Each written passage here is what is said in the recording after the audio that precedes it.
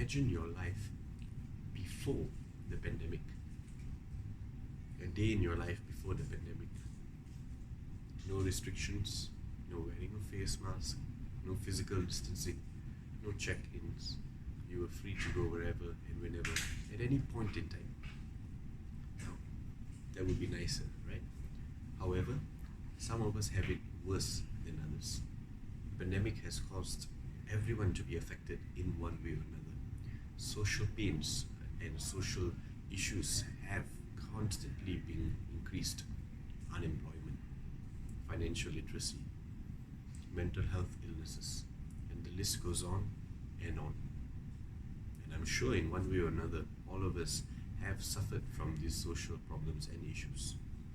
But what if I were to tell you that there's one way to fix that? Yes, just one simple way, through an agreement. But wait, how can an agreement fix this? Well, it can. Allow me to explain. A relationship framework agreement.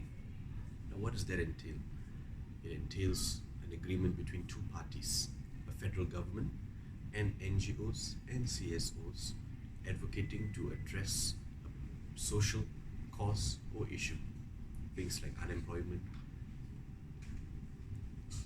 lower standards of low salaries, higher standards of living, so on and so forth. Now, this relationship framework agreement can be adopted by the federal government, and it has been successful in the past. I'll get to that a bit later. Let's just discuss what it entails. Thus far, in the pandemic, I believe that in every crisis lies great opportunity. And that is what we have today, ladies and gentlemen, an opportunity to look and to recalibrate how we work in Malaysia. NGOs and CSOs no longer can work in silos. They have the manpower, but they lack the resources. We've seen that firsthand amidst the pandemic. The federal government has the resources, but they lack the manpower. Battling this pandemic, NGOs and CSOs have been trying their level best to help and serve the community in one way or another. For example, NGOs advocating for mental health by constantly being a shoulder to lean on with their 24-hour hotline calls, so on and so forth. And the federal government is exhausted, battling this invisible virus that has brought people to its knees. Now, what if these two could work together? I'm not talking about those memorandums of understandings which we've seen and signed umpteen times, yet there's no productive value. But a relationship framework agreement where the Malaysian government works together with various NGOs and CSOs to address social problems and issues. This can help people like you and me in the community. Unemployment, youth empowerment, mental health issues, social enterprises, so on and so forth. Even small to medium enterprises, SMEs, startups, people like you and me. Has this been adopted? Many can say, well, it's easier said than done.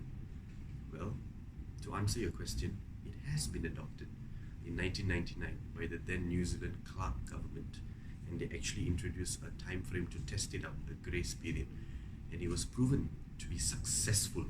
On top of it, it was further agreed upon to a full document by the next government that came in, and it is in effect to this day. And from this success story, other nations have actually addressed this and used this relationship framework agreement, and it has shown to have a success story. Of course, some are saying, how will this work in our Malaysian diaspora and our demographic?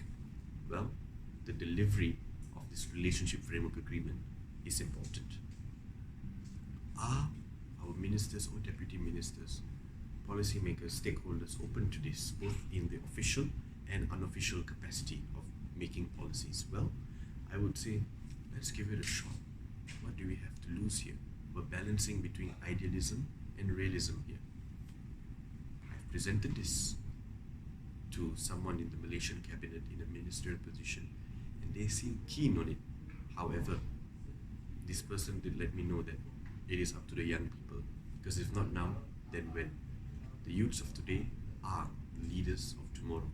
As simple as that sounds like, it creates a domino effect for all of us. It's up to us with this political instability and whatnot. If we don't address social problems and issues, the community, people like you and me, are going to suffer more. And what about generations to come? So let's think about this, our relationship framework agreement. Let's work together with the federal government, NGOs, and CSOs to help the community and to address social problems and issues. Things like everyday Malaysians, like you and me, face.